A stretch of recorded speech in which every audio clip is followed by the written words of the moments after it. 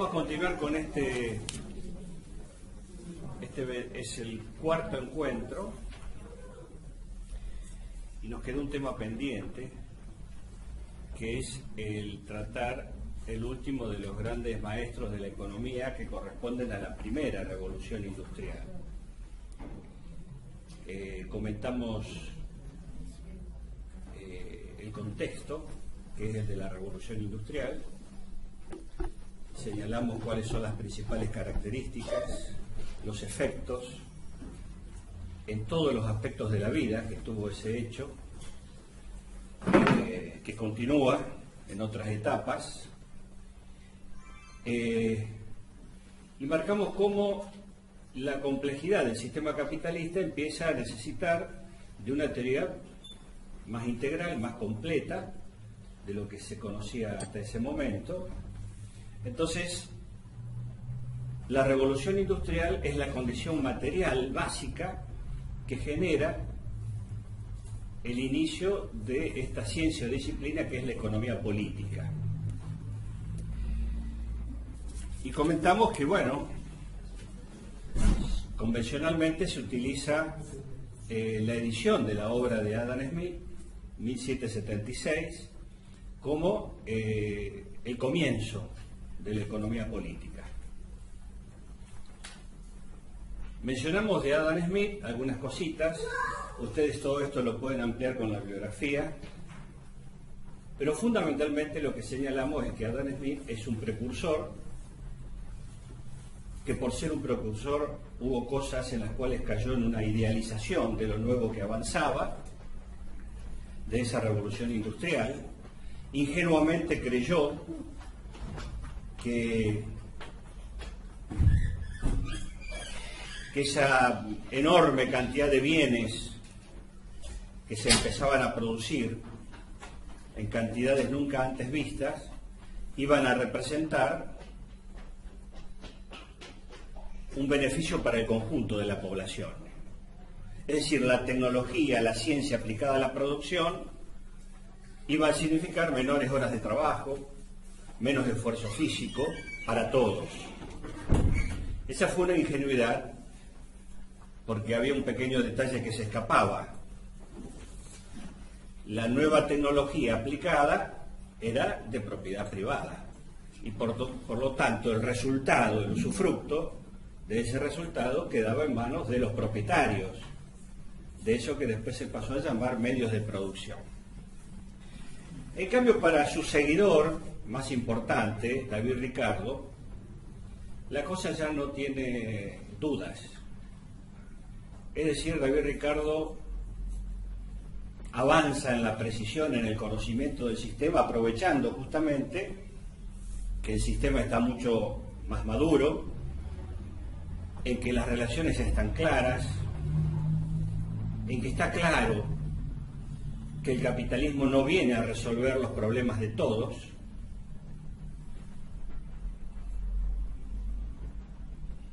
y por eso a partir de David Ricardo la economía política pasa a ser denominada burlonamente en ámbitos académicos como la ciencia oscura o la ciencia pesimista, porque realmente, si tenemos en cuenta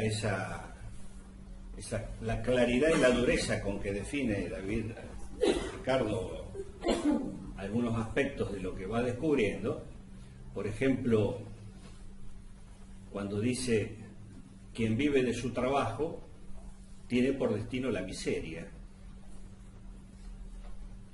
como para que nadie se haga ilusión que trabajando, porque no es precisamente eso la forma de acumular la riqueza y el bienestar, ¿no?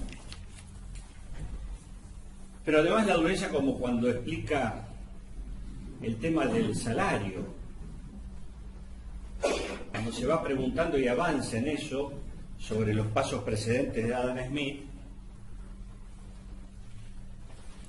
y señala que el salario es una exacción, es decir, una acción violenta sobre el bolsillo del trabajador. Y concretamente dice, es un robo sin disimulo al salario del obrero. A partir de entonces queda claro, nadie, y espero que de ahora en más nadie aquí del curso vaya a decir, me pagan por mi trabajo tanto. No, porque no te están pagando por tu trabajo. Te están pagando por el valor de la fuerza de trabajo, y ese valor es el que tiene en el mercado. Ahora la cosa queda mucho más clara porque el capitalismo en su etapa de la primera revolución industrial sigue madurando, cuando Marx, ya al final de la primera revolución industrial, iniciándose primero en filosofía, en lógica, llega a la conclusión de que hay que meterse en economía, de que en las relaciones económicas está el gran secreto de la sociedad, de la injusticia, de la miseria creciente, de la mayoría de la población.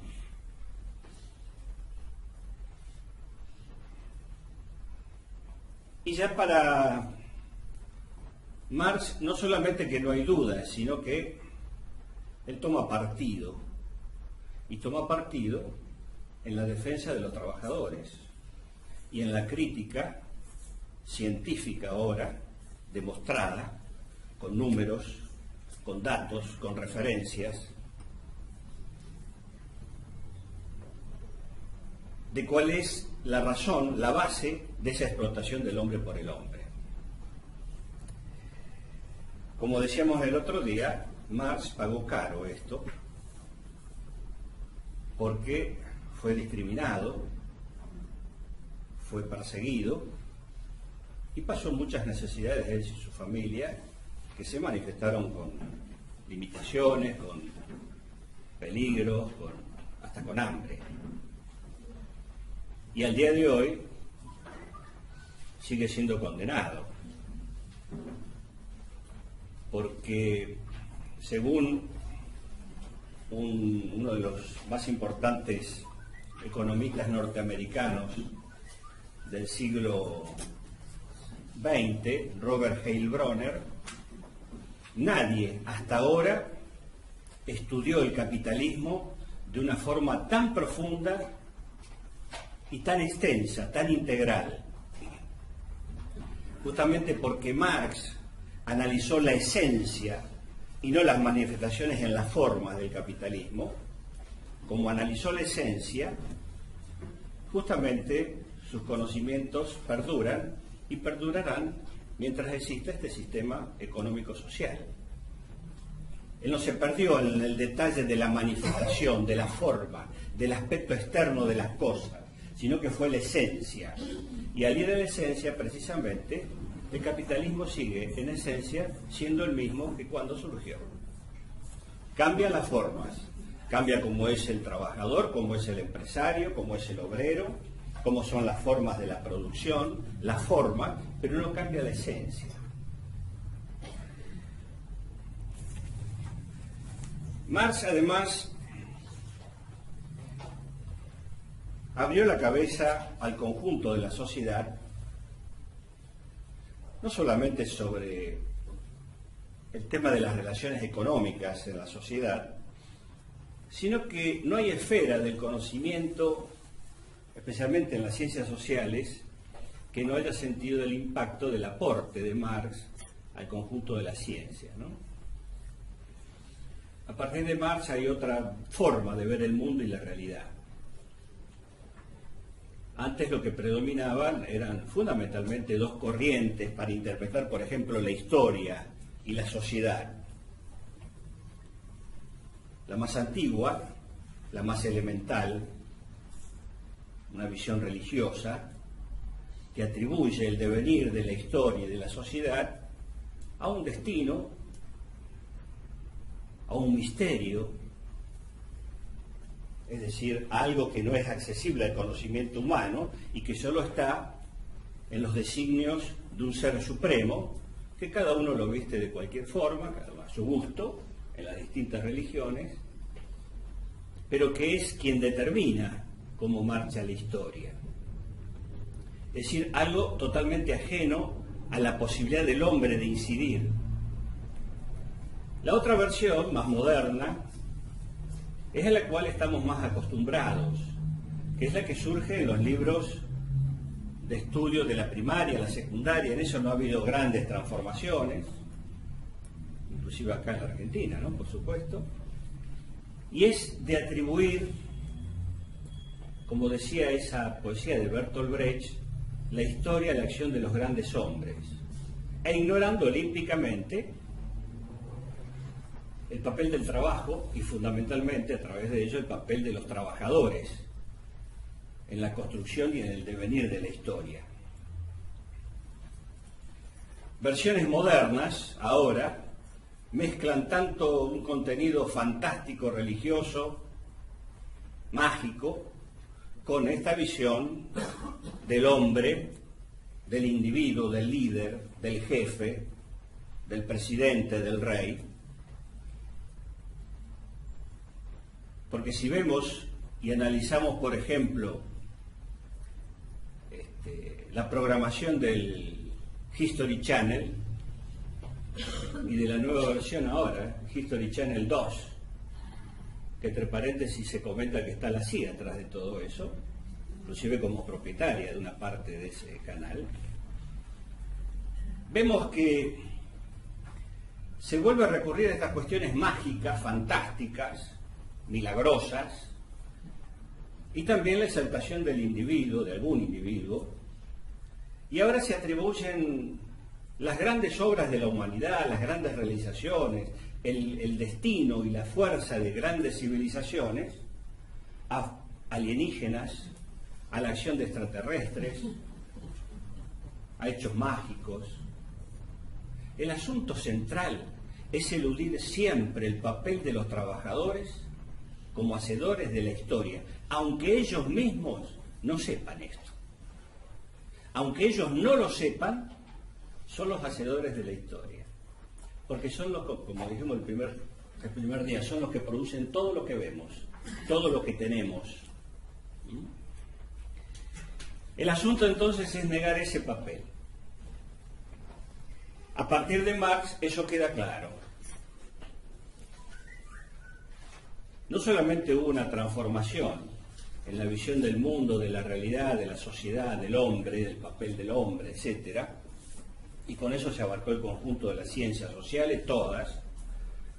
Hoy nadie puede decir que se pone a estudiar alguna ciencia social y puede eludir a Marx.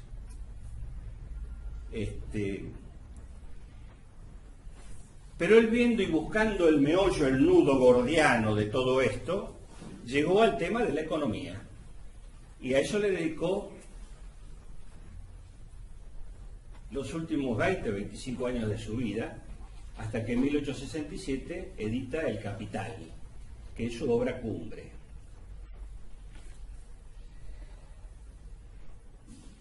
Bueno, hasta la propia estructura de ese libro, de esa obra en 3 grandes tomos, de la cual Marx solamente vivió como para ver y terminar claramente el primer tomo, hasta la estructura de ese libro tiene un contenido científico, una metodología, una forma científica. Nosotros vamos a centrarnos en esta cuestión, porque el taller hace el centro en la historia económica y específicamente este capítulo que hacemos está relacionado a el pensamiento económico. Entonces, vamos a ver solamente, y con muchas limitaciones de tiempo, pero vamos a señalar lo principal, el aporte de Marx al conocimiento de la economía política. Marx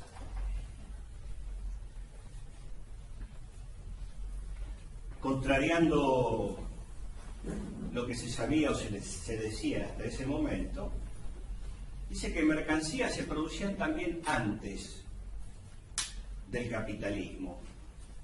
¿Qué es una mercancía? Es un objeto elaborado por el hombre para satisfacer necesidades.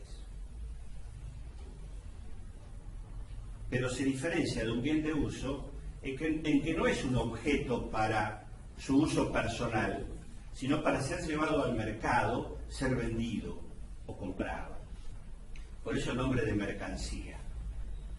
Entonces Marx dice que antes del capitalismo había producción mercantil y él la llamó simple, pero que a partir del capitalismo hay producción mercantil capitalista. Y empezó a señalar las diferencias entre una y otra.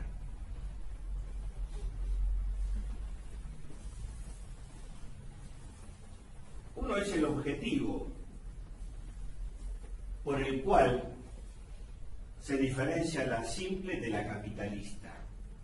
Antes había producción de mercancías para satisfacer necesidades.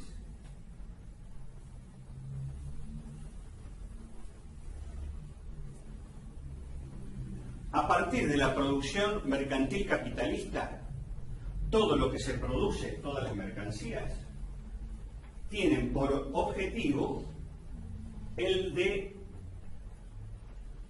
producir, vamos a hacerlo más breve si no me alcanza la pizarra, el de obtener plusvalía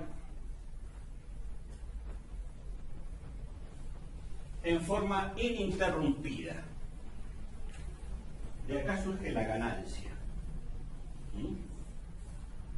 La ganancia, los intereses, la renta, etc. Después vamos a explicar eso. Pero acá hay una diferencia sustancial. En la Edad Media, el artesano producía un objeto porque ese objeto era necesario y lo podía vender a alguien. Caso de talabartero, bota, pintura, etc. Cubría una necesidad de su pequeña comunidad. En el capitalismo el objetivo es otro, no es satisfacer necesidades de la sociedad, sino obtener plusvalía. Esto ya nos está indicando una diferencia.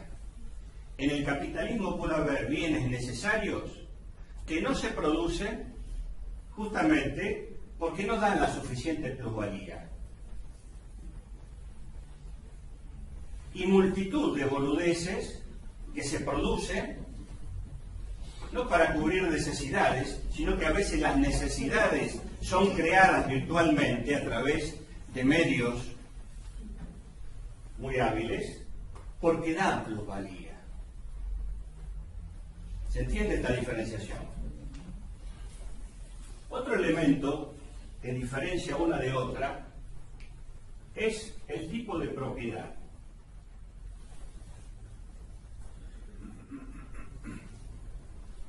En la producción mercantil simple, antes del capitalismo, toda la historia anterior, hubo una combinación de propiedad privada y común. La propiedad privada surge hace 12.000, 15.000 años, depende de las regiones, los lugares, etc. Esta combinación estuvo siempre en lucha y en disputa, lógicamente. Pero había áreas en común, es decir, una llanura para el pastoreo, un valle, un bosque para la recolección de frutas, etc. Era compartido por varias comunidades y pueblos de alrededor. Y era propiedad común. El capitalismo necesita siempre de propiedad privada. Solamente propiedad privada. Es decir,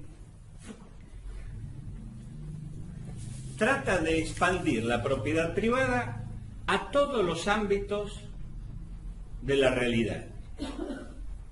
Eso en Estados Unidos está llevado a su máxima expresión. Pero, por ejemplo, a partir del sistema capitalista, se convierte en propiedad privada la tierra, que era un bien en general en común. La fuerza de trabajo se transforma en una propiedad privada y en una mercancía. Y así se sigue avanzando. El otro día citamos cómo la tierra antes del capitalismo era como el aire ahora. Y en su momento dijimos algo, en algún momento, aprovechándose de la contaminación ambiental, te van a vender también el aire. Y va a terminar siendo propiedad privada. ¿Se entiende? Bueno, el otro elemento para diferenciar es la fuerza de trabajo. La fuerza de trabajo antes del sistema capitalista no era una mercancía. A partir del sistema capitalista se transforma en una mercancía. Una mercancía, como dije antes, es algo destinado al mercado, que tiene valor, y el valor lo fija el mercado. La fuerza de trabajo es una característica del ser humano, exclusivamente,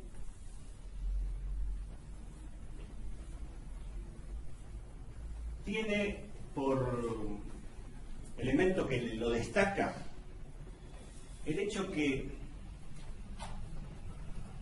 su valor varía, como con cualquier otra mercancía, de acuerdo a la cantidad existente. Cuando abunda una mercancía, su precio baja. Su precio baja porque es fácil de obtener, está abundando. Nadie va a pagar de más cuando algo es fácil de obtener. Cuando escasea una mercancía, su precio sube. Es decir, escasea, hay una disputa por obtenerla y eso eleva su precio. Lo mismo ocurre con la fuerza de trabajo. Cuando escasea, su precio, que es el salario, sube. Los empresarios se disputan la mano de obra, la fuerza de trabajo, la calificación de la misma, y se pelean, y el salario va subiendo en esa trifulca que se arma entre capitalistas por obtener la fuerza de trabajo, por comprarla. Al revés, cuando esa fuerza de trabajo, como mercancía que es, abunda, es decir, hay desempleo, y desempleo masivo, su precio baja como con cualquier otra mercancía. Y eso significa que su salario se desploma. Esto nos sirve para ubicar perfectamente el motivo central de este desempleo creciente en la sociedad argentina actual, en función de que la fuerza de trabajo, de que el salario, es decir, su precio, baje sobre la base de aumentar la cantidad de desocupados existentes. ¿Se entiende esto? Es una política de Estado. Sí, sí, sí. Esto significa, y a raíz de esto, que en todo sistema capitalista, y esto lo señaló Marx, siempre hay desempleo.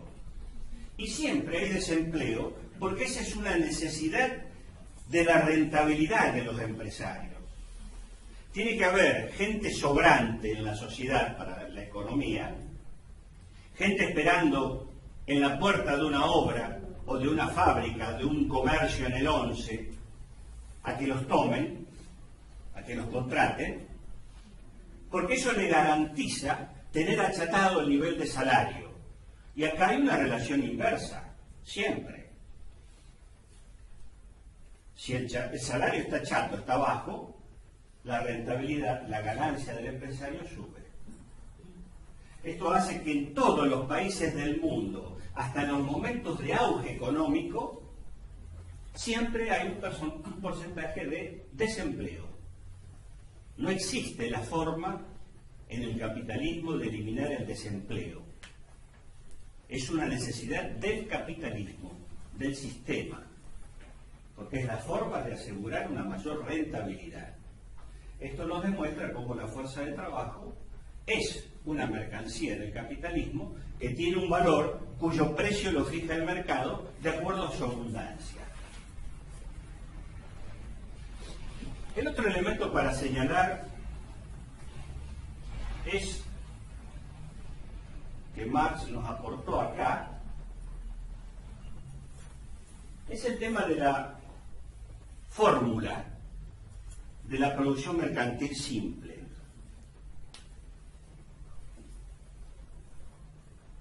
El artesano elaboraba una mercancía, la vendía en la plaza del pueblo y obtenía dinero. Con ese dinero compraba todas las demás mercancías que él necesitaba para vivir y su familia. La fórmula entonces de la producción mercantil simple es mercancía, dinero, mercancía, en donde por supuesto nunca la mercancía inicial va a ser igual a la final. Él, como está especializado en algo, solamente es talabartero, hace botas, entonces vende las botas y obtiene todo el resto de cosas que necesita con ese dinero en la venta para vivir él y su familia. En el sistema capitalista la cosa es al revés. El capitalista parte con dinero,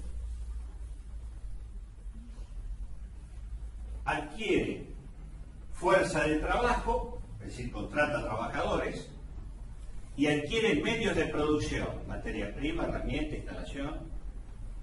Con eso, en su taller, en su fábrica, elabora una mercancía, la lleva al mercado y obtiene dinero. ¿Alguien elaborará una mercancía para obtener la misma cantidad de dinero que tenía al principio? Jamás. Esta fórmula, que es la fórmula general del capital, dinero, mercancía, dinero, en realidad es dinero, mercancía, dinero plus, dinero incrementado. Dinero, mercancía, dinero plus significa que esto, que tiene así la forma de un apóstrofe, de un acento, una cosa tan simple, tan vulgar, encierra la razón de ser del sistema capitalista, la causa de su permanente capacidad de innovar, de crear y de producir. Como señalaba Marx en el manifiesto del Partido Comunista en 1848, junto con Engels, cuando uno lo empieza a leer, se queda admirado por los elogios que hace el capitalismo. Comienza haciendo los elogios del capitalismo. Y claro, hasta ahora ningún sistema ha sido capaz de producir tanto, cada vez mejor, cada vez más, de mayor calidad, como lo hace el capitalismo. Y cuando uno indaga cuál es el motivo, cuál es el secretito que hay de esa capacidad mayor a cualquier otro sistema existente en la historia de la humanidad, hasta ahora ha sido insuperable en esa característica del capitalismo. El motivo y el secreto es la obtención ininterrumpida de plusvalía, como había dicho yo al principio, es la razón de esa capacidad gigantesca del capitalismo de producir cada vez más y mejor. Pero claro, lo que produce es exclusivamente esto, en función de esto. Hace ya bastante tiempo que se dice que está la vacuna para el SIDA. Sin embargo, los principales enfermos del SIDA, el principal continente donde el SIDA ha hecho estragos, es el continente más pobre de todos. ¿Tienen posibilidad de pagar una vacuna a los africanos? No. La plusvalía que se podría obtener se achica para los grandes laboratorios internacionales. Por más que sea una necesidad, es conveniente para los laboratorios internacionales que se siga consumiendo una batería de distintas pastillas que dan más ganancia que la posibilidad de una vacuna previsora, digamos. Es decir, acá está el secreto del sistema capitalista, de su capacidad de innovación, de creación. Uno se pregunta, de los casi ya 9.000 millones de personas que somos, de nuestra especie, en el mundo, como lo definí el otro día, una especie plaga. Somos una verdadera plaga para el conjunto de la naturaleza. Se calcula que de los 9.000 millones, en cifras redondas, hay alrededor de 1.000 millones que tienen problemas de alimentación. Y llama la atención. ¿Qué ocurre que no se produce un cambio en eso? Que el capitalismo, con esa gran capacidad de innovación y de producción, no resuelve ese tema. Es que su atención está puesta en otra cosa, en la obtención de esto.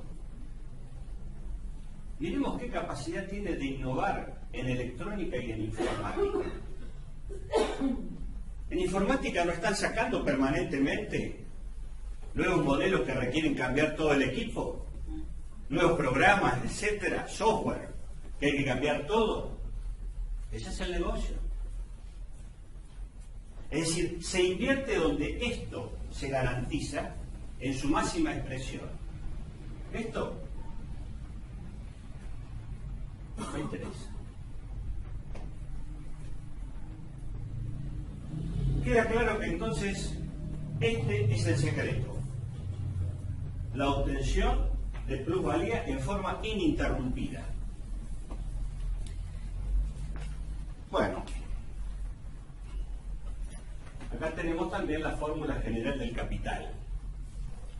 Hoy, el capital más desarrollado, más fuerte, el que hoy es el que manda, es el capital financiero. Y ha modificado esta fórmula general del capital de Marx. Porque el capital financiero, para obtener una enorme rentabilidad y quedarse con la plusvalía del resto de las formas del capital productivo, directamente no necesita producir nada, y ahora su fórmula es esta: dinero, dinero plus. Con la especulación financiera obtiene una ganancia extraordinaria y ya al momento, aprovechando todos los adelantos de las comunicaciones, de la informática, de la técnica. Es decir, es la forma del capital más parasitaria. Obtiene las ganancias más grandes sin producir absolutamente nada, simplemente con la especulación. A esa responde, entre otras cosas, el endeudamiento externo financiero de los países de la periferia. Es decir, no solamente para someterlos política, económicamente, sino también porque es el instrumento que más ganancia le brinda hoy al capital más concentrado. Es la expresión más parasitaria del capital.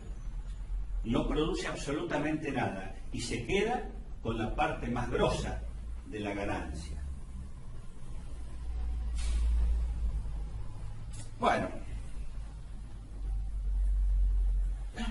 vamos a analizar esto. ¿De dónde surge la plusvalía?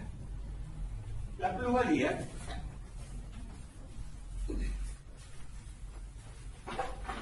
tiene una serie de características. Algo importante, solamente la fuerza de trabajo humana es capaz de crearla, de formarla.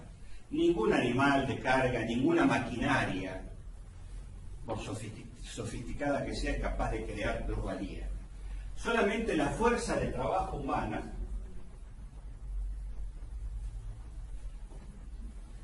es capaz de crear plusvalía. Justamente por eso es lo que hay que estudiar, es esto. Es decir, ¿qué secreto encierra esta mercancía? Eso ocurre con la fuerza de trabajo humana porque es la única capaz de crear un valor mayor que el que ella misma tiene. ¿Qué significa esto?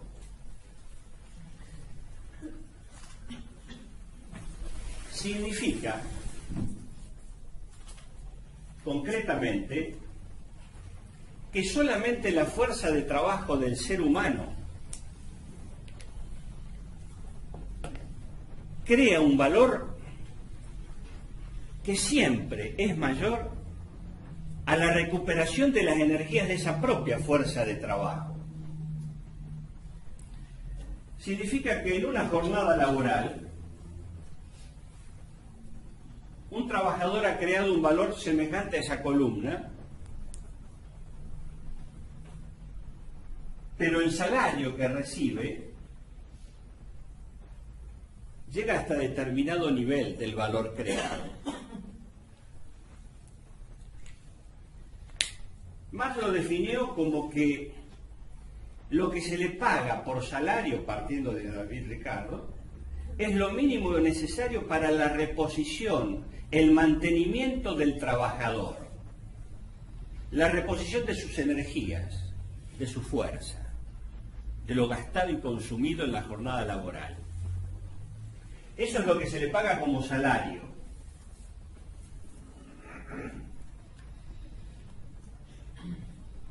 Pensemos en un obrero de la construcción que construye viviendas. Los seres humanos necesitamos entre 2.000 y 3.000 calorías diarias. Promedio 2.500, pongamos. Eso depende de los climas, de los lugares. Y eso se completa con un buen guiso y con un vaso de vino.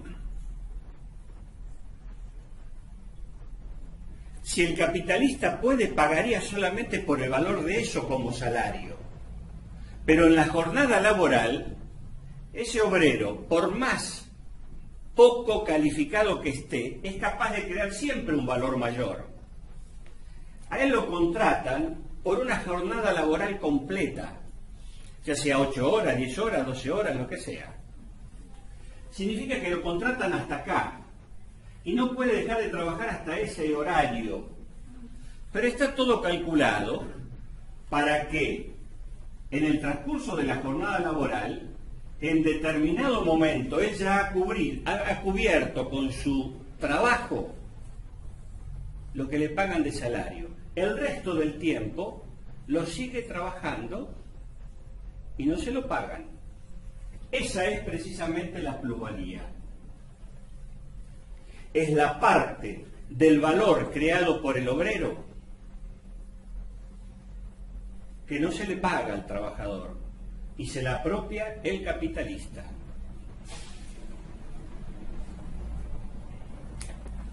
Hay varias características que tiene la fuerza de trabajo. Como mercancía que es, bueno, es la única mercancía que se paga después de haber sido consumida.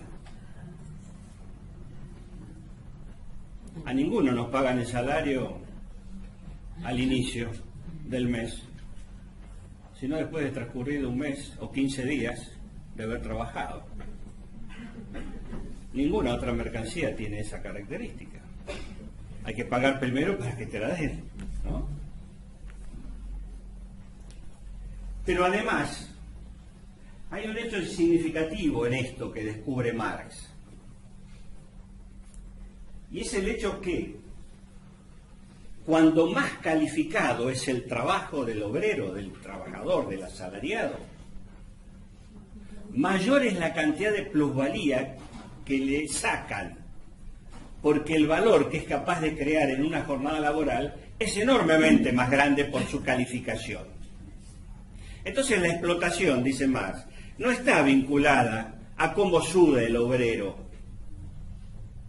sino a la diferencia que hay entre lo que le pagan y el valor que él ha creado que no se lo pagan. Cuando más calificado entonces, más explotado sos.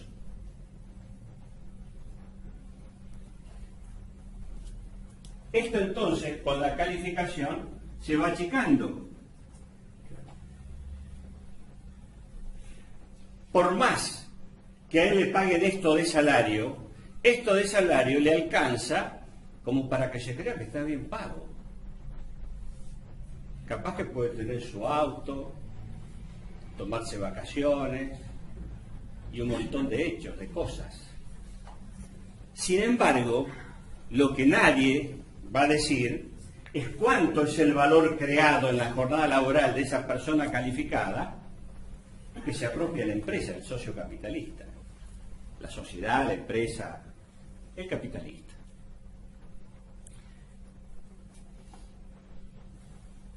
Comenté la otra vez de un estudio que se hizo años anteriores en Detroit, que ahora está en decadencia total, pero en su momento era la maravilla de la industria de autos en Estados Unidos, y un obrero calificado, que era ingeniero y que controlaba. Ahora las empresas de automóviles están robotizadas. La Ford de General Pacheco está robotizada. Pero alguien siempre tiene que manejar eso. Entonces no es la máquina la que crea la plusvalía, sino ese obrero que maneja esa máquina infernal, esa computadora, ese robot. Bueno, en Detroit se comprobó que en los 20 primeros minutos de la jornada laboral, ese trabajador calificado cubría lo que le pagaban en salario. El resto, como lo contratan por 8 horas, 10 horas, 12 horas, es todo plusvalía, valor creado por él que no está incluido en el salario. Esto hace que atrás de esto se encierra una trampa muy grande, ¿no? Porque la mayoría de la gente esta relación no la tiene en cuenta. Considera que está bien pago en un empleo si el salario le alcanza para vivir más o menos dignamente. Eso significa que está calificado, o estando más calificado, significa que su plusvalía, el valor que produce y que no le pagan, es mayor, cada vez más grande. Esta es la razón del incentivo, de esa fuerza extraordinaria del sistema que ha sido superior a cualquier otro existente en la humanidad hasta el día de hoy. Ahora, esto encierra una contradicción, porque así como el capitalismo, señala Marx, es capaz de mostrar esa enorme capacidad de producción y acumulación de bienes y de riquezas, esto es lo que genera una distribución totalmente inequitativa del resultado del obtenido. Y en esa inequidad, en esa injusticia entre lo que se produce y cómo se distribuye el resultado del obtenido, está la base de toda la conflictividad social, política que existe en la sociedad humana. Esa contradicción genera roces, genera peleas, genera luchas que se manifiestan en paros, en huelgas, en manifestaciones, en revoluciones, en guerras, en conflictos de guerras mundiales. La esencia entonces de esa conflictividad en la sociedad capitalista reside en la inequidad del reparto del resultado de esa enorme capacidad de producción que tiene como nadie. Entonces el capitalismo tiene esa ambivalencia. Esa ambivalencia. ¿Qué necesita el capitalismo para persistir como sistema?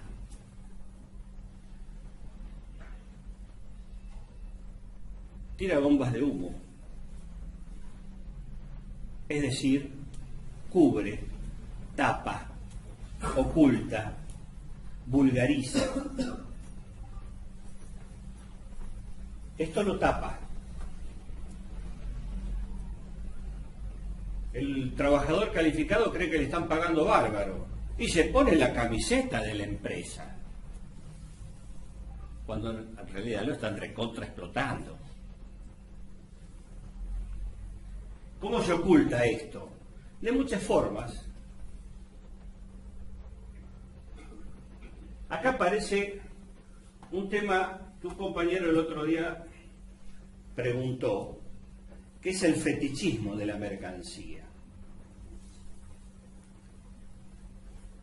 El sistema capitalista está creando fetiches permanentemente. Marx lo resumió con esa enorme capacidad que tenía en el fetichismo de la mercancía, que encuentra en la forma valor de esa mercancía, que es el oro o el dinero, su forma más redondeada. La injusticia, la desigualdad, la inequidad, dice el capitalismo, se debe a que, bueno, hay cosas que son inmanejables. Es el poder del oro, es el poder del dinero. Cuando dice poder del oro, el poder del dinero, lo que hace es ocultar que la raíz de la inequidad y de la injusticia reside precisamente en el tipo de relaciones sociales que se establecen en el proceso de producción y que causan esto, esta diferencia, esta apropiación, este robo sin disimulo al salario del obrero. Entonces, la culpa la tiene el oro. El responsable es el dinero. Es la búsqueda de un chivo expiatorio, siempre externo, y que trata de ocultar la esencia de estas relaciones de explotación del hombre por el hombre, y que tienen su origen básico en el hecho de que el capitalismo siempre tiene la precaución de que los medios de producción, que son los que crean riqueza, su propiedad, su usufructo, estén en manos de una minoría de la sociedad. Y los trabajadores estén totalmente enajenados de esos medios de producción. Por lo cual, para vivir, necesitan vender lo único que tienen. ¿Y qué es lo único que tienen? Su fuerza de trabajo.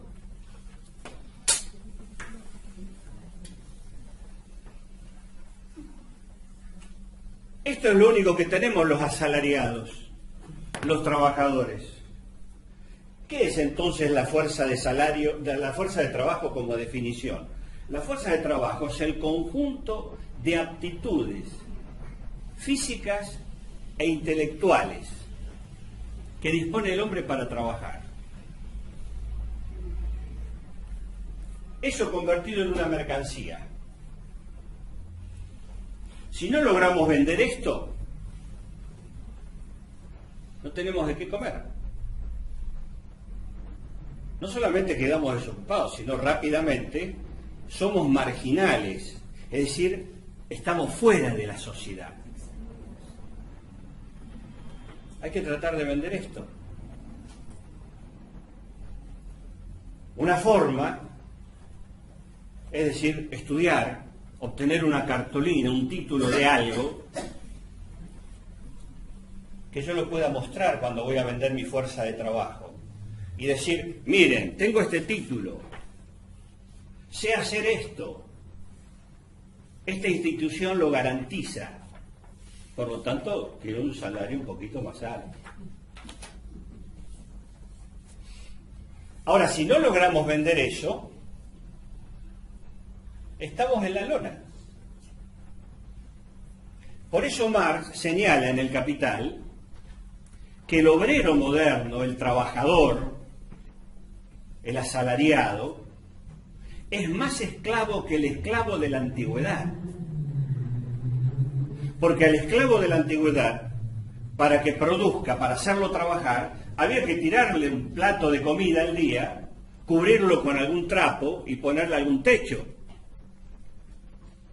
El capitalismo logró lavarse las manos de todos esos compromisos. Y esto aparece en los albores del capitalismo industrial, con las revoluciones burguesas. Los derechos del hombre y del ciudadano. Sos libre. Es decir, no estás atado a un señor, a un dueño tuyo que te tiene y está obligado a alimentarte. Tenés derechos, están escritos en la ley. Ahora, eso sí, nadie te garantiza el plato de comida. Sos libre también para cagarte de hambre.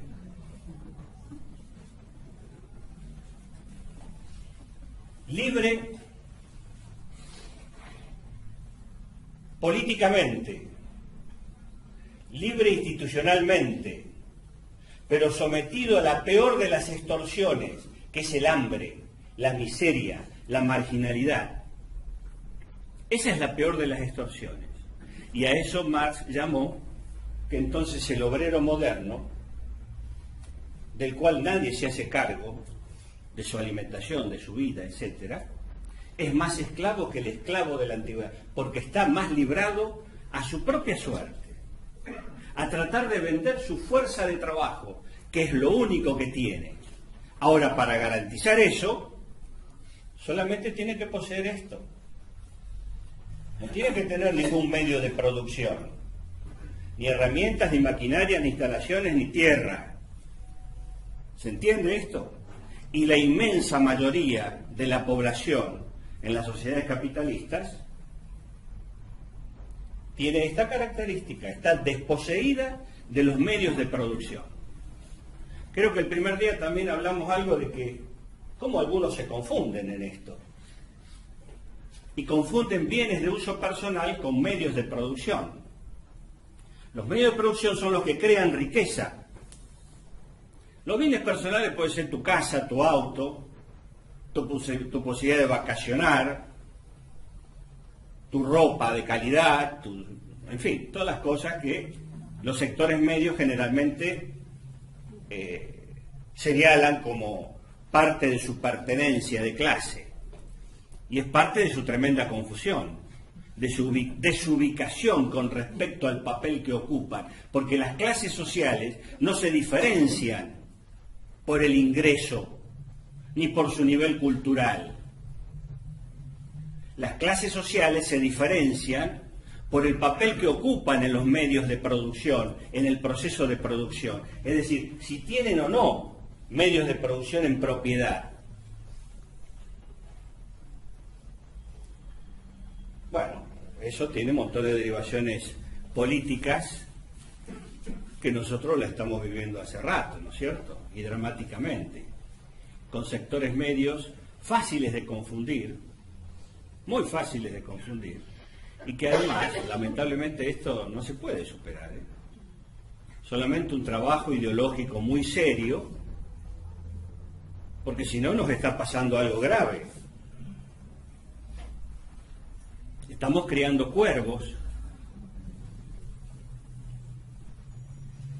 En la historia argentina no ha habido gobierno más distribucionista y más avanzado en la justicia social que el peronismo.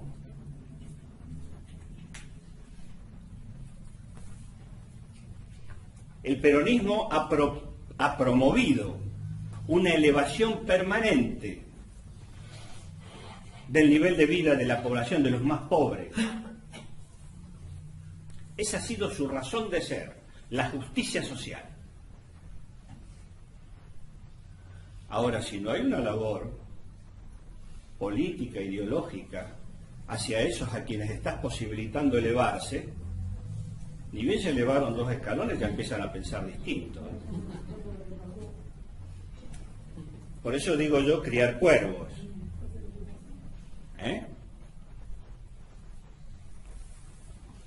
Y esto es grave, porque alguna vez va a haber que aprenderlo. ¿Qué tiene el pequeño burgués, el clase mediero?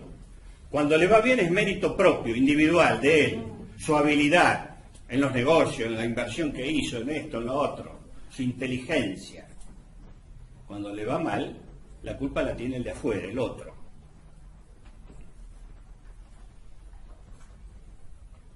En eso hay que incidir políticamente e ideológicamente, porque si no, vamos a estar entonces en un círculo vicioso en el cual desarrollamos el ascenso social en determinados sectores para que después nos den la espalda y se llenen de prejuicios y sean el blanco favorito del objetivo político de los sectores del privilegio, que dominan los medios y las formas para lavar cerebro masivamente, cuando nosotros no las tenemos.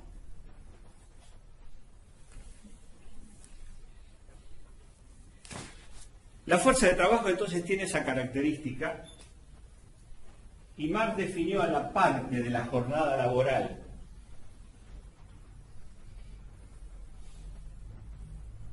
tiempo de trabajo necesario, es la parte de la jornada laboral en que el trabajador produce el equivalente de su salario.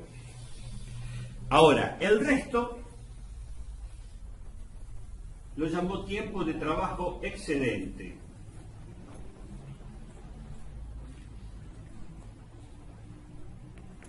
La plusvalía, y en esto la burguesía internacional ha leído a Marx y lo ha estudiado a fondo, mucho más que los trabajadores, lamentablemente es así. La forma de aumentar esto son de las más sutiles a las más brutales. Una forma de aumentar ese porcentaje, vamos a suponer que es este el porcentaje, sí, en esta línea, salario, plusvalía. Una forma de aumentar que han tenido brutal y que aquí se aplicó con dictaduras es alargar la jornada laboral. Es una forma. La necesidad también lleva a eso, porque los objetivos por los cuales lucharon líderes sociales a principios de siglo, las 8 horas laborales de trabajo, hoy está eso olvidado. Se trabaja en 2 lugares, o 10 horas, o 12 horas, o más. Esta es una forma brutal que genera protesta y despelote inmediatamente. Solamente posible bajo formas dictatoriales. Pero hay otra, más sutil, manteniendo la misma jornada laboral, la misma extensión en horas, hacer que el trabajador sea más productivo, que él esté más calificado, que haya más maquinarias, más técnicas, que produzcan más en el mismo tiempo. De esa manera aumenta el margen de plusvalía que se apropia el empresario. Otra forma es disminuyendo el salario. Si se lo hace así directa, se arma despelote. Pero una forma de disminuir el salario sin que nominalmente se note en el recibo de sueldo, porque el numerito es el mismo y dice 8.000 pesos, es mediante la inflación. Es decir, con el aumento de los precios con los cuales vos adquiréis los bienes con ese salario. Vos seguís cobrando 8.000, pero los precios aumentaron. Quiere decir que estás ganando menos por más que el numerito del recibo de salario, de sueldo, siga diciendo 8.000 pesos. ¿Se entiende esto? Entonces la inflación, el aumento de los precios relativos de los bienes y servicios, es parte también de una política para aumentar el margen de plusvalía que obtienen los empresarios, sin que eso aparezca con la brutalidad con que es un aumento, una disminución de salarios, etcétera. La primera, alargando la jornada laboral, Marx la llamó plusvalía absoluta. La segunda, mediante estos otros métodos más sutiles, plusvalía relativa. En la Argentina se han aplicado Alternativamente o combinadas, ambas formas de aumentar plenamente la plusvalía obtenida por los empresarios. Bueno, para finalizar esta parte breve que hacemos de Marx señalando lo central, señalamos que cualquier mercancía tiene valor y encierra tres componentes. Bueno, esos componentes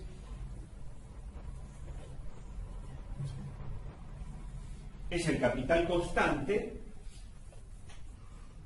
el capital variable y la plusvalía. Toda mercancía encierra esto.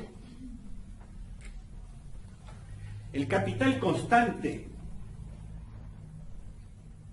es la parte del capital invertido por el capitalista en la compra de las materias primas, los insumos, las herramientas, las instalaciones, las maquinarias. El capital variable es la parte del capital invertido por el capitalista en el pago de salarios. Marx señaló cómo el desarrollo del capitalismo genera que esto crezca cada vez más con respecto a esto. En la parte interna del capital, esta parte crece mucho más. Las maquinarias son más caras, más complejas, con más tecnología aplicada, mientras que los salarios las grandes empresas la pagan con la caja chica. Esta desproporción creciente marca el desarrollo del capitalismo. A su vez, esto se llama composición orgánica del capital, esto encierra una contradicción. Cada vez se gasta más, se invierte más en esto que en esto. Sin embargo, la plusvalía surge de acá. Esto crea también contradicciones en el sistema capitalista, que es un sistema plagado de contradicciones. En todo caso, nuestra habilidad tendría que ser aprovechar esas contradicciones para que un día la tortilla se vuelva, como decían los republicanos españoles. Es decir, para cambiar la cosa. Mientras tanto, esto es cada vez más así. Un comercio simple de otra época, instalaciones pocas, salario estaba más equiparado. Pero hoy en día, pensemos en un shopping, las instalaciones, el aire acondicionado, la iluminación, los estándares, todas las cosas. Comparado con lo que se gasta en salario, no es nada, es cada vez menos lo que se gasta en salario. Es decir, crece cada vez más la composición orgánica del capital. A esto, que es el capital invertido por el capitalista, se suma lo que obtiene, que es la plusvalía.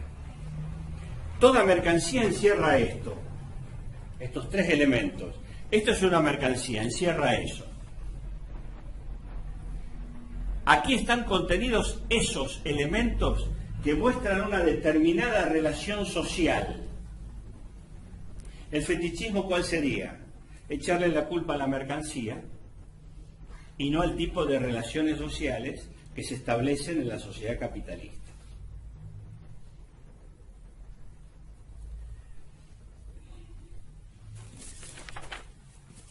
Vamos a cortar acá con Marx.